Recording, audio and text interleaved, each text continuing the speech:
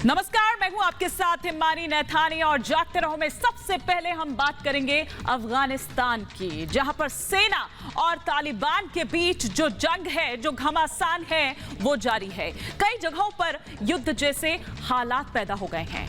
और आपको बता दें कि ये जो रिपोर्ट है हम आपको दिखा रहे हैं, रिपब्लिक भारत आपको दिखा रहा है, क्योंकि रिपब्लिक भारत देश का पहला ऐसा चैनल है और एकमात्र ऐसा चैनल है जो ग्राउंड जीरो पर इस वक्त वहां पर मौजूद है और पल पल की रिपोर्ट्स आप तक दिखा रहा है। तो आइए आपको दिखाते हैं कि अफगानिस्तान में किस तरह के हालात अभी हैं और तालिबानियों से निपटने के लिए क्या तैयारी है उसकी।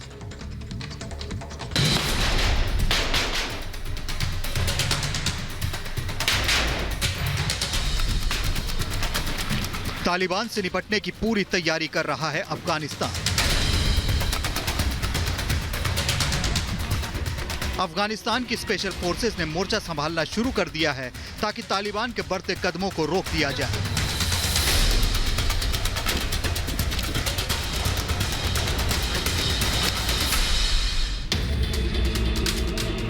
आजकल जंग का मैदान बना हुआ है अफगानिस्तान।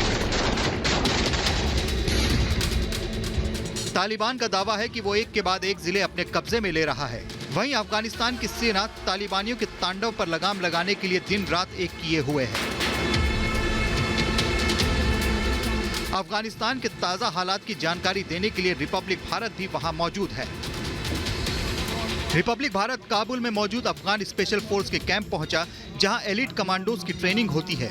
इन्हें KKA यानी केताए खास अफगान भी कहा जाता है।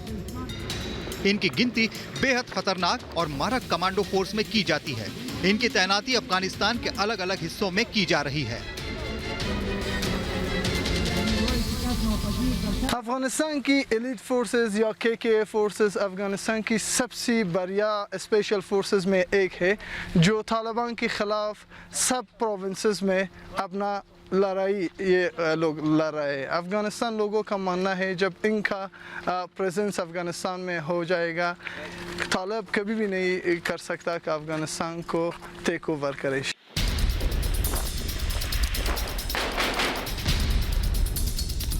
स्पेशल फोर्सेस के सैनिकों को बहुत ही उच्च स्तर का प्रशिक्षण दिया जाता है। ये सैनिक तालिबान से तो निपटेंगे ही, साथ ही आम लोगों के बीच छिपे तालिबानी आतंकियों को भी ढूंढेंगे।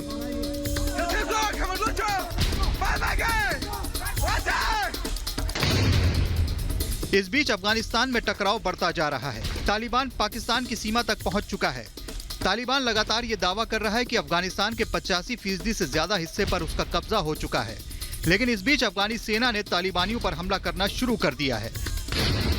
बताया जा रहा है कि अफगान सुरक्षा बलों ने पिछले 24 घंटों में 3 जिलों पर फिर से कब्जा कर लिया है। सुरक्षा बलों ने बामियान में सैगन और कहमर जिलों और निमरोज में चखनसुर पर फिर से कब्जा कर लिया है। लेकिन फिलहाल हालात बहुत खतरनाक हैं। तालिबान तेजी से काबुल की ओर बढ़ रहा है। अफगानिस्तान से अमेरिकी सेना की वापसी के साथ ही तालिबान का खूनी खेल शुरू हो चुका है। जगह जगह कत्लेआम हो रहे हैं।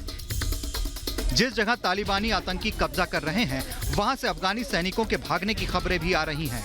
तालिबानियों के हाथों कई सैनिक मारे भी जा चुके हैं। लेकिन अब अफगान सेना ने भी तालिबानियों पर प्रहार तेज कर दिया है। स्पेशल फोर्सेस की तैनाती की जा रही है ताकि अफगानिस्तान पर तालिबान का कब्जा होने से रोका जाए। Bureau report, Republic Bharat. और आइए अब बात करते हैं दक्षिण अफ्रीका में हो रही हिंसा की। आपको बता दें कि इस हिंसा में 200 से ज्यादा लोगों की मौत हो चुकी है और अब ये चीज सामने आ रही है कि इस हिंसा के पीछे दरअसल एक सोची समझी साजिश थी और ये किसी और ने नहीं बल्कि यही दक्षिण अफ्रीका के जो राष्ट्रपति है सिरिल रामाफोसा, ये उन्होंने ही कहा है। देखिए एक रिपोर्ट।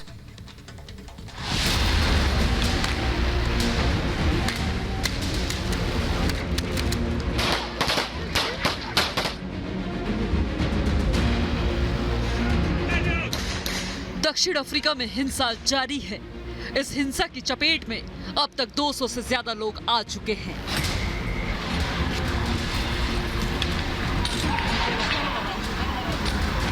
दक्षिण अफ्रीका में जगह जगह आगजनी, लूटपाट और हिंसा की तस्वीरों को पूरी दुनिया ने देखा।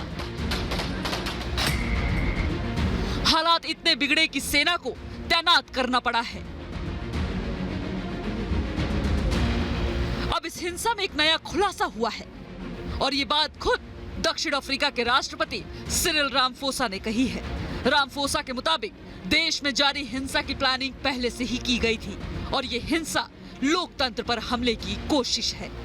And it's quite clear that all these incidents of unrest and looting were instigated. There are instigators. There were people who planned it. They coordinated it, and we are after those people. We are going after them. We have identified a good number of them. दक्षिण Africa में भड़की हिंसा में अब तक 200 से ज्यादा लोगों की मौत हो चुकी है। सबसे ज्यादा प्रभावित क्वाजुलू नटाल प्रांत है, जहां करीब 180 लोगों की मौत हो चुकी है। वहीं गौंटेंग प्रांत में भी 30 से ज्यादा लोगों की जान जा चुकी है। पुलिस अधिकारियों ने जानकारी दी है कि 2500 से ज्यादा लोग गिरफ्तार हो चुके हैं। दक्षिण अफ्रीका में यह हिंसा तब भड़की जब 7 जुलाई को पूर्व राष्ट्रपति जैकब जुमा को गिरफ्तार कर 15 महीने जेल की सजा सुनाई गई। बताया जा रहा है कि इससे जुमा के समर्थक भड़क गए, लेकिन अब जैसा कि खुद देश के राष्ट्रपति ने कहा है कि हिंसा के पीछे सोची समझी साजिश थी और आरोपियों की पहचान हो चुकी है। उम्मीद है कि जल्दी ही हिंसा का ये दौर रुकेगा और आरोपी सलाखों के पीछे होंगे। Bureau report, Republic Bharat. और आइए अब आपको रिपोर्ट दिखाते हैं टोक्यो से। दरअसल 6 दिन बाद खेलों का जो मेला है उसकी शुरुआत होने वाली है, यानी कि ओलंपिक्स की शुरुआत होने वाली है। लेकिन एक बार फिर से ओलंपिक में कोरोना का साया मंडराने लगा है। डर इसलिए ज्यादा बढ़ गया है क्योंकि खेल गांव में एक केस पॉजिटिव सामने आ भी गया है। ये रिपोर्ट देखिए।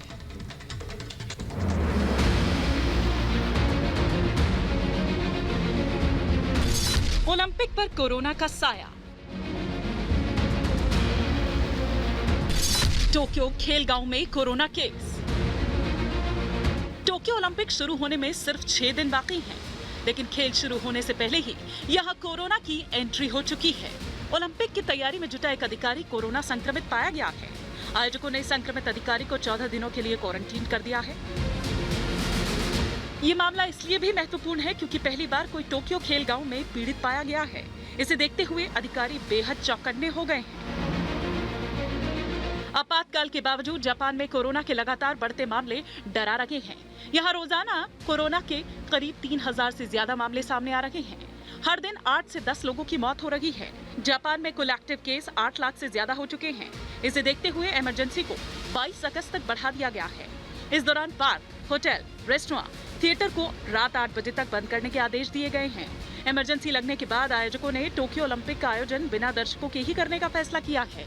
अंतर्राष्ट्रीय ओलंपिक समिति, अंतर्राष्ट्रीय पैरालंपिक समिति, टोक्यो 2020 आयोजन समिति, टोक्यो मेट्रोपॉलिटन सरकार ने इस फैसले का समर्थन किया है। टोक्यो में पिछले साल ही ओलंपिक खेल होने थे, लेकिन उस वक्त पूरी दुनिया में कोरोना वायरस का कहर था, इसीलिए इसे 1 साल के लिए टाल दिया गया था। अब इसी महीने की 23 तारीख से ओलंपिक खेल शुरू होने हैं। दुनिया भर की टीमें और खिलाड़ी इस वक्त टोक्यो पहुंच रहे हैं। सभी खिलाड़ियों के लिए कड़े नियम बनाए गए हैं, लेकिन बावजूद इसके खेल गांव से केस सामने आ ही गया। Bureau report, Republic Bharat. और आइए बात करते हैं एक बार फिर से चीन के वुहान लैब की, जो कि एक बार फिर से चर्चा में है। चर्चा में किस लिए है? क्योंकि WHO यानी कि वर्ल्ड हेल्थ ऑर्गेनाइजेशन जो है वो एक बार फिर से यहां जांच के लिए जाने का मन बना रहा है। ये कहा जाता है कि भाई इसी लैब से दरअसल जो कोरोना है उसकी उत्पत्ति हुई। कोरोना जो है वो पूरी दुनिया में, पूरे दुनिया में फैल गया, लेकिन अलग बात है कि चीन इसे नकारता रहा है। लेकिन WHO का ये कहना है कि पिछली बार उससे सहयोग नहीं मिला था और यही कारण है कि दूसरी बार अब वो जांच के लिए एक बार फिर से जाने का मन बना रहा है।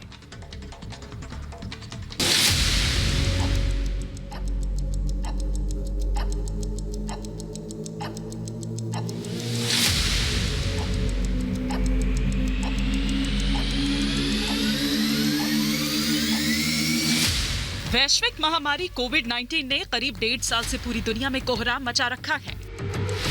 दुनिया भर में करोड़ों लोग संक्रमित हो गए और लाखों लोगों की जान चली गई। चीन पर यह आरोप लगता है कि वहां वुहान शहर में मौजूद लैब से ही कोरोना वायरस निकला और अब तक दुनिया भर में तबाही मचा रखी है।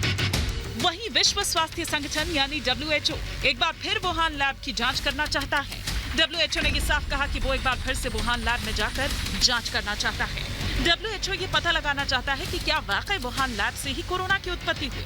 WHO के महानिदेशक टेड्रोस अधनोम ने इस बारे में सदस्य देशों के साथ एक बैठक की। WHO ने ये कहा कि चीन में कोरोना वायरस के प्रसार के शुरुआती दिनों के आंकड़े नहीं मिलने से पहली जांच में बाधा आई थी।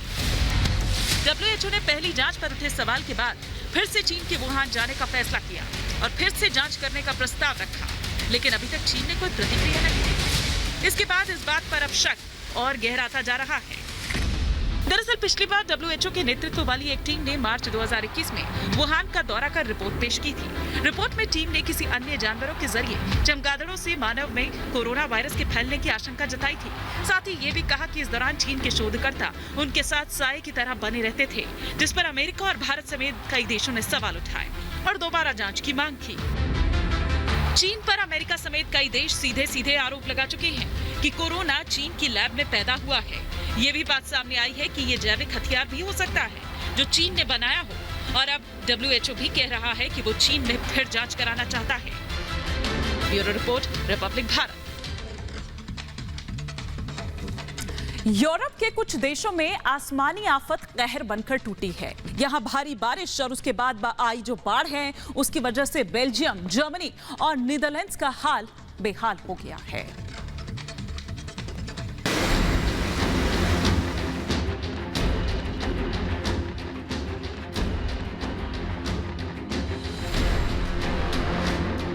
बाढ़ और बारिश से सिर्फ देश ही नहीं, दुनिया के अधिकतर देश त्रस्त हैं। पश्चिम यूरोप के कई देशों में भारी बारिश के बाद विनाशकारी बाढ़ कहर ढा रही है। कई देश इसकी चपेट में आ गए हैं। सबसे ज्यादा जर्मनी, बेल्जियम और नीदरलैंड्स प्रभावित हुए हैं। मकान टूटकर बिखर गए, गाड़ियां इधर से उधर उड़ गई, चारों तरफ सिर्फ मलबा और तबाही का मंजर। ये जर्मनी के उन शहरों का हाल है जहां बारिश के साथ तूफान और फिर बाढ़ ने मिलकर ऐसी तबाही मचाई कि जर्मनी में पानी पानी हो गया।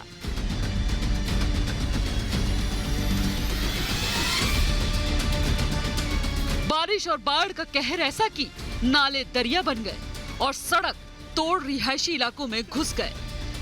घरों के अंदर पानी में जमकर उत्पात मचाया और जब वहां से निकला तो अपने पीछे बर्बादी के निशान छोड़ गया।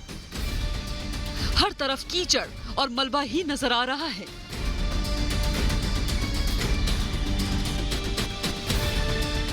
विनाशकारी बाढ़ ने हॉस्पिटल तक को नहीं छोड़ा, वहां भी घुटने तक पानी में चलकर डॉक्टर और नर्स ने मरीजों की देखभाल की। अचानक आई बाढ़ से हाईवे पर खड़ी सैकड़ों कार और ट्रक जलमग्न हो गए, जिसके बाद रेस्क्यू ऑपरेशन शुरू हुआ और कार में सवार लोगों को बड़ी मुश्किल से बाहर निकाला गया। जर्मन अधिकारियों के मुताबिक देश में आधे से अधिक बाढ़ से प्रभावित हैं। सैकड़ों इमारत क्षतिग्रस्त हैं। करीब 100 लोगों के मरने की खबर है।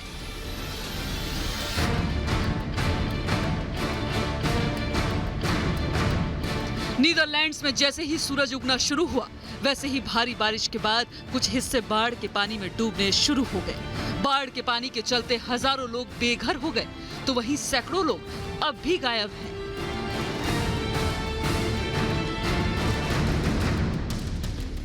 नीदरलैंड में भी बाढ़ का पानी घर, होटल और हॉस्पिटल के अंदर घुस गया और जमकर तबाही मचाई। पूरा का पूरा शहर बाढ़ में डूबा नजर आया। बस ऊंचाई पर बसे मकान ही बाढ़ के प्रकोप से बच सके।